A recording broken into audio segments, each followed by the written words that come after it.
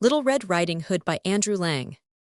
Once upon a time, there lived in a certain village a little country girl. The prettiest creature was ever seen. Her mother was excessively fond of her, and her grandmother doted on her still more. This good woman had made for her a little red riding hood, which became the girl so extremely well that everybody called her Little Red Riding Hood. One day her mother, having made some custards, said to her, "Go, my dear, and see how thy grandmamma does, for I hear she has been very ill. Carry her a custard, and this little pot of butter." Little Red Riding Hood set out immediately to go to her grandmother, who lived in another village. As she was going through the wood she met with Gaffer Wolf, who had a very great mind to eat her up. But he dared not because of some faggot makers hard by in the forest. He asked her whither she was going. The poor child, who did not know that it was dangerous to stay and hear a wolf talk, said to him, "I am going to see my grandmamma, and carry her a custard, and a little pot of butter from my mamma." "Does she live far off?" said the wolf. "Oh, I," answered Little Red Riding Hood, "it is beyond that mill you see there at the first house in the village." "Well," said the wolf, "and ill go and see her too. Ill go this way, and you go that, and we shall see who will be there soonest." The wolf began to run as fast as he could, taking the nearest way, and the little girl went by that farthest, about diverting herself in gathering nuts, running after butterflies, and making nosegays of such little flowers. As she met with the wolf was not long before he got to the old woman's house. He knocked at the door. Tap tap. "Who's there?"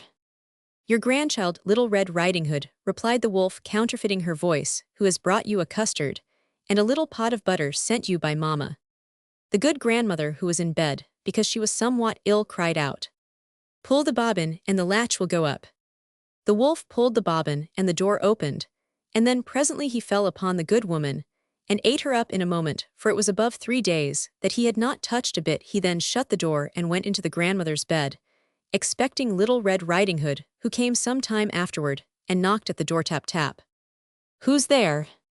Little Red Riding Hood, hearing the big voice of the wolf, was at first afraid, but believing her grandmother had got a cold, and was hoarse, answered, "'Tis your grandchild, Little Red Riding Hood, who has brought you a custard, and a little pot of butter mamma sends you." The wolf cried out to her, softening his voice as much as he could, "Pull the bobbin, and the latch will go up." Little Red Riding Hood pulled the bobbin, and the door opened.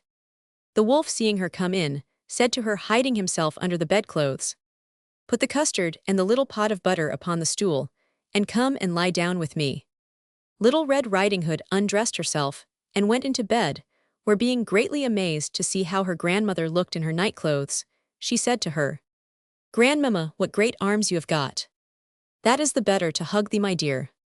"Grandmamma, what great legs you have got! That is to run the better, my child." "Grandmamma, what great ears you have got! That is to hear the better, my child." "Grandmamma, what great eyes you have got! It is to see the better, my child." "Grandmamma, what great teeth you have got! That is to eat thee up." And saying these words, this wicked wolf fell upon Little Red Riding Hood, and ate her all up.